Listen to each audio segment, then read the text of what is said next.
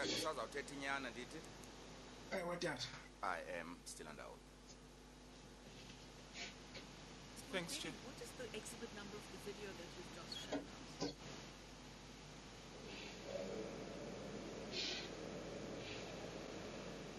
Triple J28. Thank you so much. Mr. Bernard, the very same exhibit, will you please go over to point 32?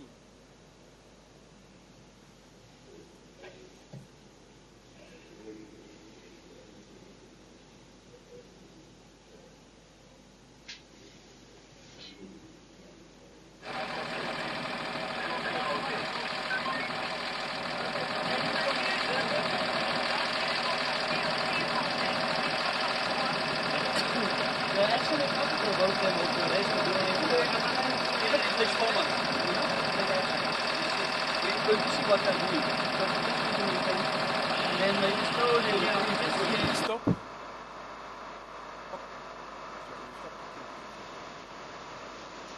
Sir, will you please describe what is happening, what in that clip?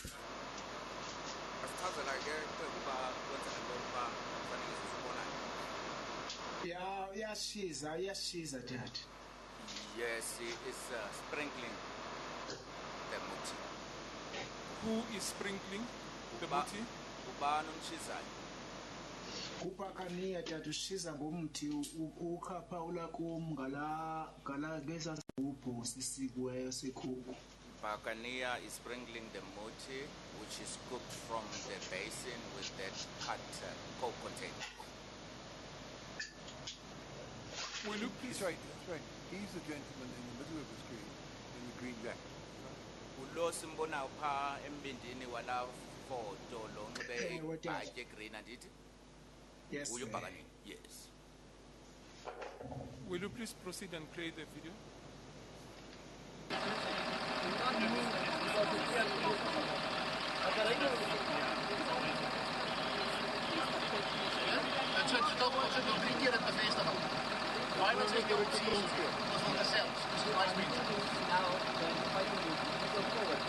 Will you please stop?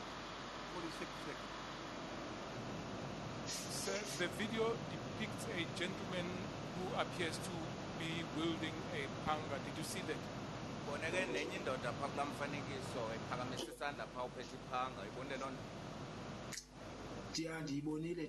Yes, I saw that.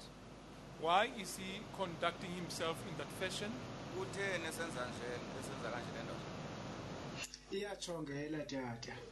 He is alulating. He's doing is ululating and walking around waving a panga. But why was he conducting himself in that manner? That's the question, Mr.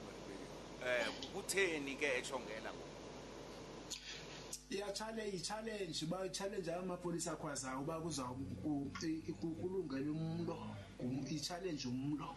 This is a challenge for a fight, challenging the police.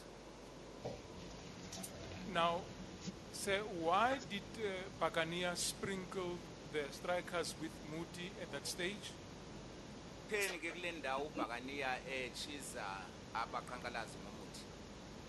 Uyasivuselela tata kuba ama-issues thina sewuxetsha siwenziwe uyasivuselela. He is reviving the rituals that we had undergone sometime earlier on using this. Kudala siwenziwe ama-issues sabulala nokubulala. We had undergone the rituals long ago and we even killed. Thanks. Will you please proceed and play the video?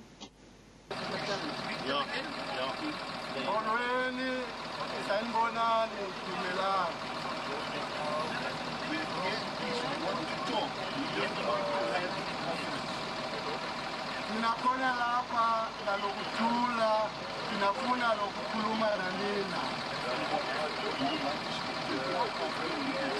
Will you please stop? Stop at 1 minute 10 seconds. Before you open the question, the court has told me that we heard perhaps the interpreter can do that for us also. I think it's useful to have that on record. Said in peace, He greeted them first in Sotho, said, "Dumelang, morning, moreni, we are here to talk to you."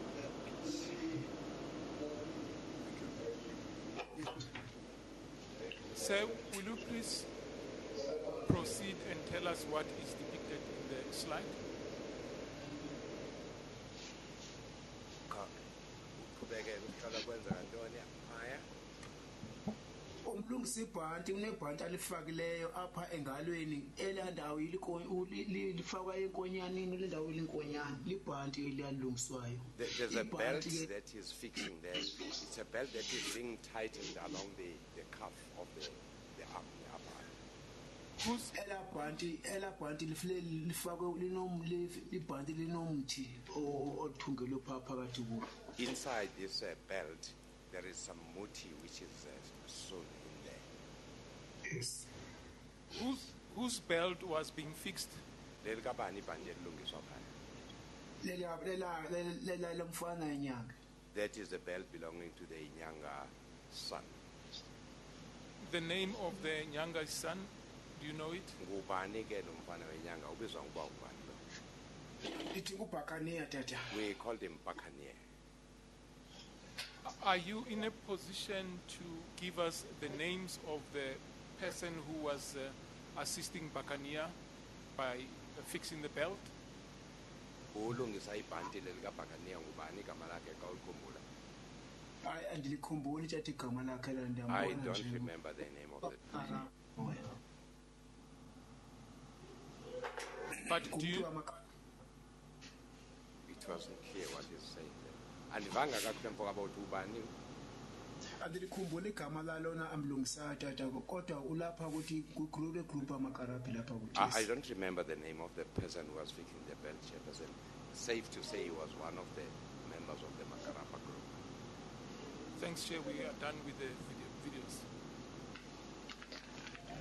Sir, you have already testified about the presence of Matunjwa at the Kopi on the 14th. Do you remember that? Uyakhumbula uthetha ngobukho bukaMathunjwa phaya entabeni? Yeah, tata ndiyakhumbula tata. I do, Chairperson, I do remember. When, for the first time, did you know about the proposed visit by Mr. Matunjwa at the Kopi on the 14th July? Ngaleni uva phaya kwi-14 okokuba nizawumndwendwela lo tata uMathunjwa. Yafika iripoti apha kuxolana kumambushi uba uMathunjwa uyesa iripoti yayisithi uMathunjwa uzofika wanyani wafika wathetha namakomiti wasa igroup amakomiti. The report was received by Mathunjwa and Xolani that Mathunjwa would be paying a visit, and when he did came, he spoke to the group of the committees. Iripoti ke esaenda ndayifumana endandayiva ndava ke ukuthiwa uthi uMathunjwa ufuna imembership yena apha bazofika apha ngomso nozokwana nge-15 ize uzokwana singamvumeli uba a-address i-meeting apha.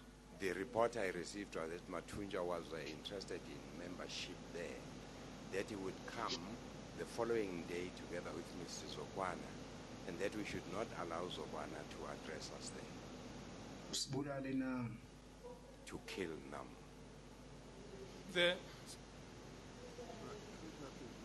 What time did Mr. Mathunjwa arrive at the Wafika ngexesha Mathunjwa phaa entabeni?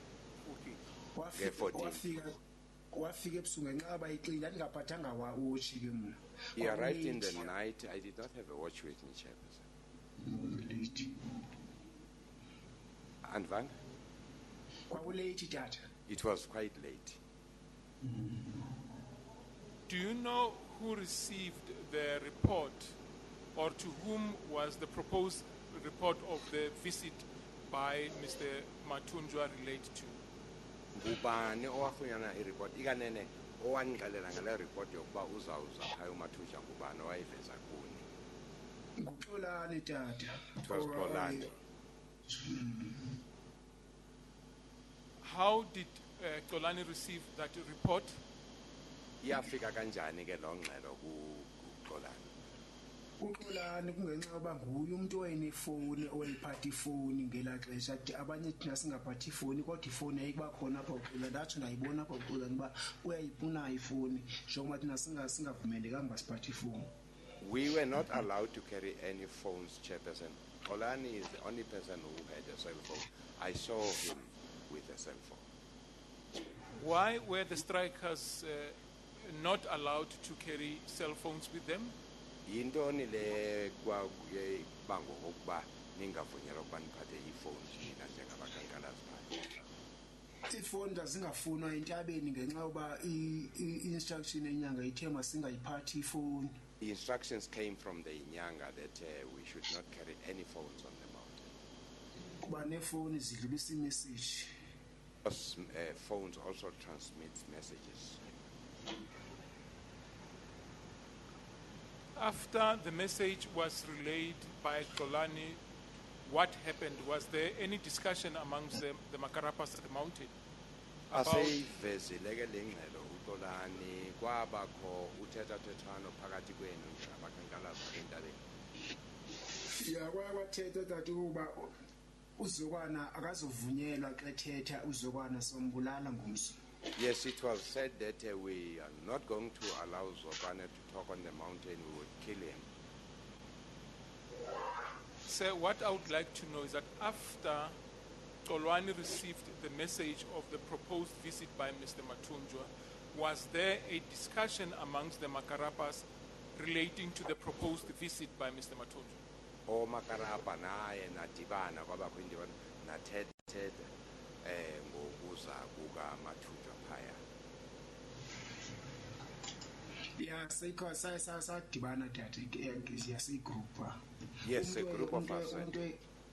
Umuntu elapha phakathi wethu ngukeiza lona aphaka wephakathi phakathi uthi. Yes, we had a discussion as a group, sir. One was standing right in the middle of us talking was Kaiser. What was discussed, sir? Kwakuthethwa ngantoni? Uba uMathunjwa uJobe bezofika nozokwana akaziwamkela lapha ngomso ezemithingeni. That since Mathunjwa will come with Mr. Zokwana at the mountain, Zokwana would not be allowed to address us on the mountain.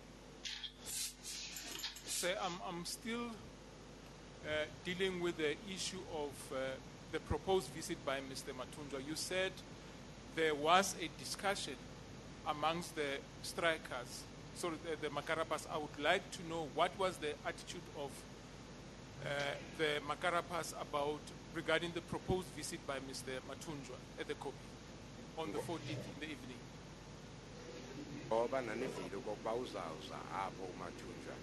Yintoni yanithetha njengomakarapa eyayiphathelene nento ezokwenziwa leyo noma ezothetha uMathunjwa? Kwakuthiwa wonke umuntu ufuneka ajoyine nami entabeni. Everybody was to join the NAM on the mountain. Ajoyine AMCO. No, not NAM. AMCO. Join Yes. AMCO on the mountain. Did Mr. Mathunjwa appear at the Kopi? Wafika kufa Mathunjwa phaintabeni. Ya wafika uMathunjwa wafuma uthi ufuna membership yena. Yes, he came to us. He said he was interested in membership. Masibulale nami. Let's kill NAM. At the stage, Khokhela into ezintweni esizifunayo. Kwimfuno sethu. So that we can get what we are demanding. Our demand should be met. at the stage that Mr. Mathunjwa had a discussion with the Makarapas at the mountain, at the Kopi, in relation to where the rituals were performed on the 11th, where was Mr. Mathunjwa standing? Xa ethetha nani uMathunjwa phaya entabeni ke nani maphi nale ndawo apho bekwenziwa khona amadiletile apho besebenzela khona amayeza. Ya kwathiwa le genge amakomiti makamkhawulele ame phaya ecaleni angafikile kule ndawo sikuyo. It was decided that the committee should meet him halfway for him not to come up to the place where the rituals were being conducted. why was he not permitted to be at the spot where the rituals were performed? Yintoni ke eyayibangela okokuba angavunyelwa ukude ude sikafike kule ndawo apho bekutshizwa khona.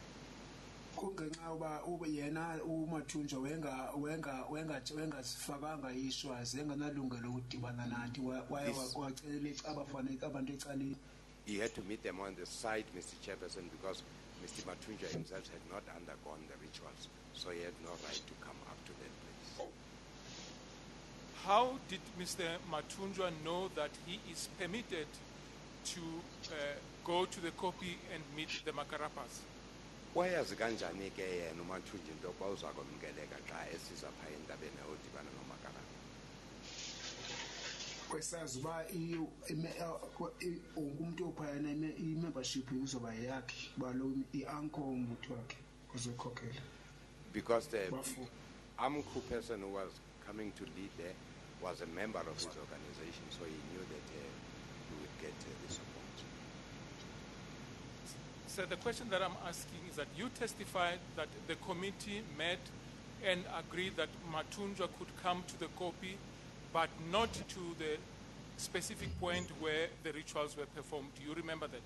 Uyakhumbula ukuthi wavunyelwa ukuba eze phaa entabeni kodwa ke akavunyelwanga ukuze afike kule ndawo apho bekwenziwa khona amadiletile andithi? Ewe tata. That is correct. The question is, how was the message relayed to Mr. Mathunjwa that he could come to the copy? Waxelelwa kanjani ke xela ngubani okokuba uvunyelwa okokuba ungeza phaa entabeni uMathunjwa? Waxelela igenga ama-community uba wafonele i-message wayengena kuXolani. The message was received by Xolani. Xolani was communicating. Kulani communicated. Ube thetha kanjani naye uXolani? Wathola i-message i-call enfumaniswa. I-message eyintoni? Wathola i-message uba uzofika uMathunjwa i-call. He received a call, a message that Mathunjwa would be coming. She communicating with him by using his Ngefone, wayifumana nge-cellphone. Ifoni ya. Yes, Chairperson, by phone. Sorry, just 1 second. When Kalani conveyed this to you, did he say that Mr. Mathunjwa himself had called? I Xa didn't understand that. enixelela uXolani okokuba uzawuza uMathunjwa wathi uthethe naye uMathunjwa ngokwakhe uye uMathunjwa uthe uzawuza. Ya wathi uMathunjwa uyeza uzoza apha entabeni uyeza apha entabeni ucela ukuza apha entabeni. Yes, he said Mathunjwa has asked for permission to come to the mountain. Upon arrival at the mountain by Mr. Mathunjwa, what happened? Asefikile ke uMathunjwa phaa entabeni kwasekwenzeka ntoni? I-report ndaye ndayifunda sayifuna wafika uMathunjwa wathi uMathunjwa into ayifuna yena ufuna i-membership ufuna ukhokhele umbutho wakhe ufuna i-membership. Mathunjwa said what he's interested in is membership, that he would lead his organization, Masibulale inama. and that we had to kill the NUM, the number. Excuse me, Mr. Chair. I wonder if the witness can again clarify an aspect that I'm not sure about. I don't know whether he says he got a report and then he says what Mathunjwa said, or this is what he heard with his own ears coming from Xolani to reflect that Mathunjwa would come.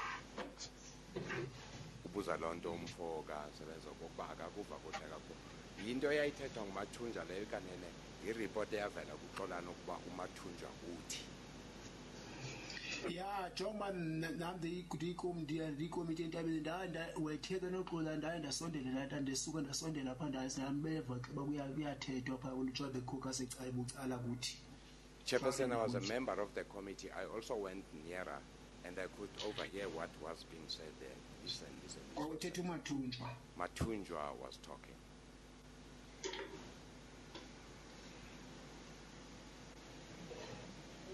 Upon arrival at the copy, by Mr. Matunjwa, what happened? Asefikile kumathunjwa pha entabeni kwasekwenzeka ntoni?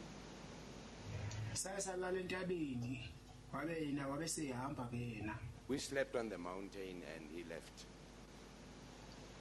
So you've testified that Mr. Matunjwa indicated that he was interested in membership or numbers. Do you remember that? Thi umathunjwa wathi yena ufuna amanani, ufuna i-membership phaya. Yeah, umuntu yes, we thathe umuntu ajoin na iAMCO. Yes, he said everybody should join AMCO. What? Uzosikhokhela entweni esizifunayo. That he would lead us to what our demands were.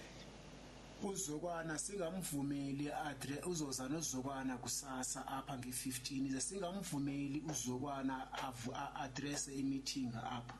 And that he would come with Zokwana the following day. This would be on the 15th. And then he said to us, we should not allow Zokwana to address us there. Yeah. Yes. What was the response of the members of the committee? Yathini committee ke ngaloo nto. Yavumela yona ithatha. They agreed with him. Did at any stage after the discussions, did Matunjwa leave the copy? Emva kwaloo ntetho wabesehamba ke umfo kaMathunjwa. Ewe tata. That's correct, Chair. On the 15th in the evening, where did you sleep? Ngokuhlwa kwe-15 ke walala. Sorry, You Chairperson. mean Sorry. the night of the 14th, early morning of the 15th? Sorry. Thanks, Chairperson. On the 14th in the evening, where did you sleep? Nge-14 lala nalala phi? Salala entabeni tata. On the mountain. But before you get to yours, what you did that night, you slept on the mountain. Did you see the vehicle in which Mr. Matunjwa came to the mountain? Ngaphambi kokuba sifike apho mfo kaMathunjwa. Imoto afika ngayo phaya uMathunjwa wayibona ngaloo mini. Yeah, iveni yakhe esilver le. Yes, it was his van, a silver colored van. Was he on his own or was he accompanied by him? Ubehamba eyedwa ekanene kukho umuntu wayehamba naye. Wehamba nayo phayana ekariya yayikhona iAMCO qha ke ingena majority wayekhona umfana weAMCO wekhona pha kuyo umfana uDikanyana. There was a young man there together with him, a member of AMCO. There were not many. You said he came in his van. Can you describe the vehicle in which he came? Uthi le nqala eza ngayo i-van enjani mfo kababa? Isilver tata. Isilver. Silver in color. Is it a van or a motor car? Kwakuyimoto livalekile kanene i-van livuleke ngasemva. Kwakuyimoto evalekileyo engathi lungu-base. Yeah, lungu-base. It was a motor vehicle that had closed back some sort of a bus, it says.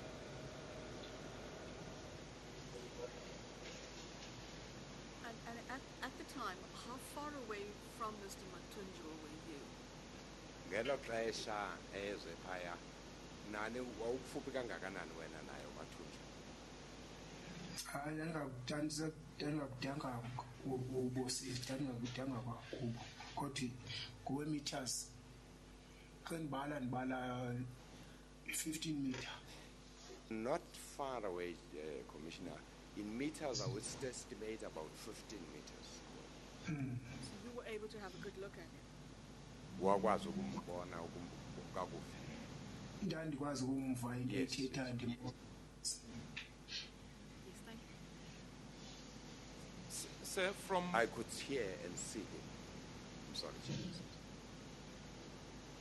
how good was visibility that night, sir?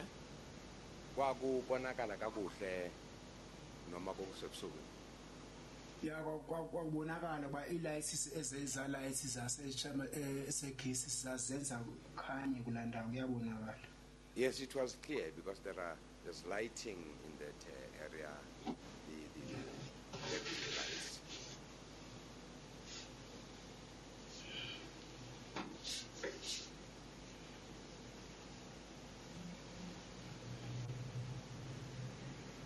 Chair, I would like to start a new point that would be the 15. I don't know whether we should start one. We lost a lot of time this morning, so I'd like to go into the reasoning for let's use the 10 minutes clock. Thanks, Chairperson. Sir, we are going to deal with the events of the 15th. Siza kwelinye inqaku ke ngoku sigqibela kwimini elandelayo i-15. Dad. Yes, sir. Did the Makarapas at any stage leave the mountain, that is the spot where they used to sleep? Apha omakarapa babalela khona ke kwabakho ixesha apho besuka khona apho bahamba. Hayi zange sisuke tata belala apha entabeni. No, we slept on the mountain and did not move. I'm referring to the 15th in the morning. Tata ngentsasa yange-15 noma ekuseni nge-15. Yeah, zasikhona silele entabeni tata. We were there, we had slept on the mountain. But did the Makarapas leave the specific spot where they slept on the 14th? Apha kule ndawo nanilele khona omakarapa nge-14 kukho ixesha apho nina nasuka khona nashengxana yakwenye indawo. Yeah, zasilala kulaa ndawo yethu sisebenzela kuyo ekuseni sisibuye sisondele phaa ngakulaa ndawo inabantu abaninzi abantu siqha singadibani nabo aba bangenziwanga ama-issues. Chairperson, we had a specific place where those of us who had undergone the ritual slept, which was separate from the other people also putting up on the mountain. The early hours of the morning would wake up there and then come nearer to the bigger group, away from the place of the rituals. Sasingadibani nabantu bangenziwanga issues ngenxa ubabona bamane behamba beyolala nabantu bomama ezindlini apho bahlala khona. We did not sleep with the people who had not undergone rituals because they would go home. Some of them would then be intimate with women in the evenings. Now, on the 15th, did you go to the area where the general people met? Ngoku ke nge-15 nehla naya kudibana nababanye. Yeah, sasadibana nabo dad sama ngaphambili apha kubo. Yes, though we were slightly in front of them where we were caucusing. Kula caucus yethu singamakomiti nabanye bamakarapa bekhona ndibona bekhona phakathi. During the caucus was the committee together with the Makarapas. Ba umntu kamakarapa nekomiti wedibana nathi. The Makarapas and the committees came together with us. What was discussed, sir? Kwathethwa ngantoni ke apho ngoba uzoba sathi uzokwana ke fika apha akazuvunyelwa uba athethe emithinga sizomchallenge ufuneka uzobulawa. We discussed and came to the conclusion that when Zokwana comes there, he will not be allowed to address us. We will challenge him and, if necessary, be killed. Chair, I'm going to refer to item 41 of Bundle B.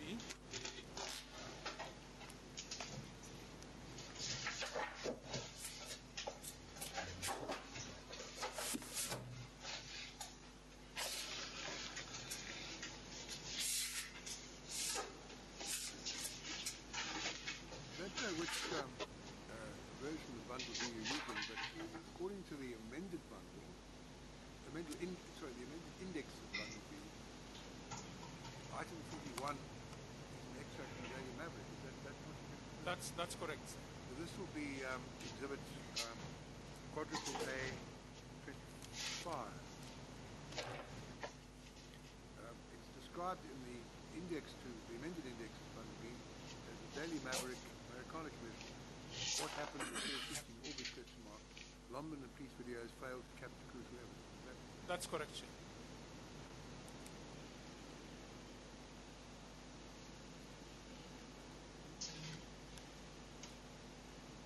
Quadruple A 25.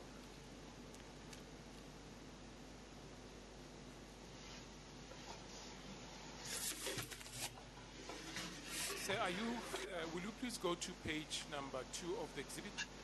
Masiye kwiphepha lesibini kulo exhibit phambi kwakho ngoku.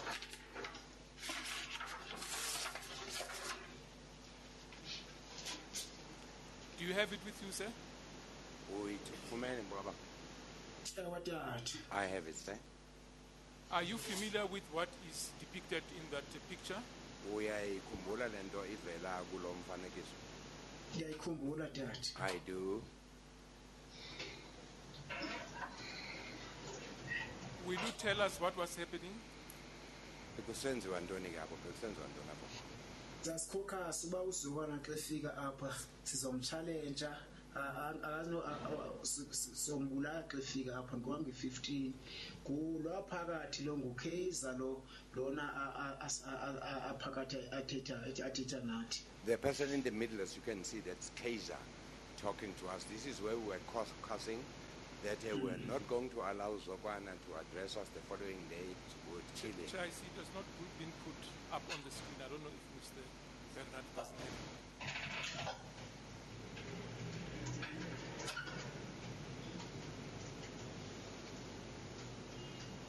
We're having difficulty finding it in our documents. What In the amended index, the original bundle B doesn't have that document.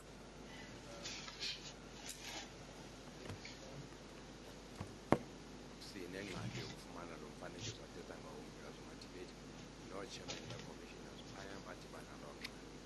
Sir, I'm referring to 41. I don't know. Bundle P. I know you're referring to 41. We have a bunch of documents here called Amended Index Bundle B, the documents to use in evidence in chief of Mr. X. And it's a list of the documents. And number 41 is the one that you referred to. I've already said would be exhibits quadruple 8 5.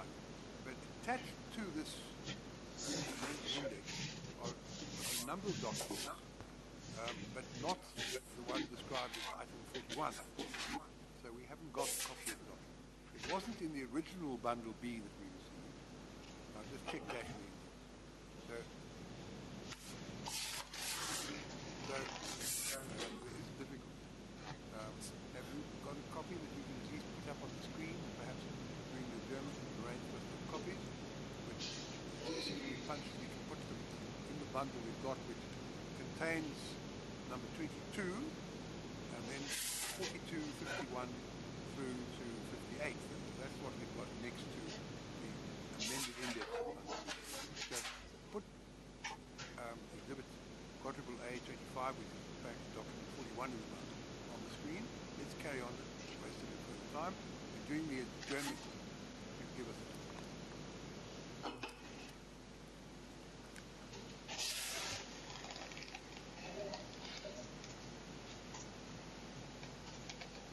Sorry, Mr. Matabedi, it is in your bundle, but it's right at the very end. I'm sorry about that. Thanks.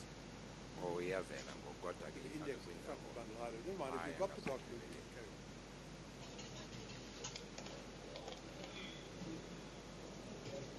Sir, are you familiar with what is set out in the photo? Lindlu ivela kulo mfanekiso into uyaziyo mfokaba. Ewe tata. Yes, sir. Will you tell us what was happening? Khawusixeleleke kwenziwa ntoni apho. Awukhokhaswa tata uba uzukwana xa efika apha sizumvumela ubenze meeting apho waye wathi somtshale uzotshalenjwa ufuneka achiyeke apha simbulale lapha. There was the caucus going on, Chairperson, where it was said Zokwana would not be allowed. We are going to challenge him in the meeting, or he's going to leave as a dead person. So, Chair, I see the exhibit has not been put up on the screen. I don't know if Mr. Bernard doesn't have it or not. I can hear you. Can you hear me? Okay, great. Okay, great.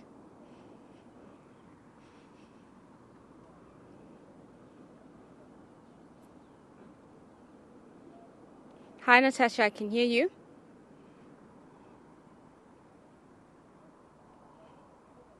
Okay, great.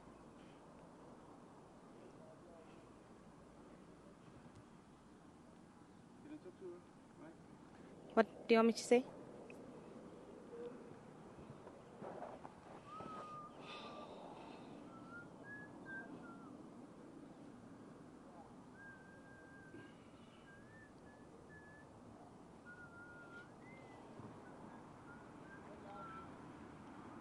you know what to call it?